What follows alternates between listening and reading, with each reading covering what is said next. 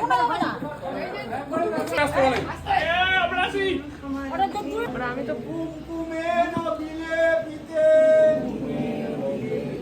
বিল্লপত্র পিতা পীরে দুর্গে হং তৎ শরণাঙ্গত এসো সচন্দন পুষ্প বিল্লপত্রাঞ্জলি দুর্গে দুর্গে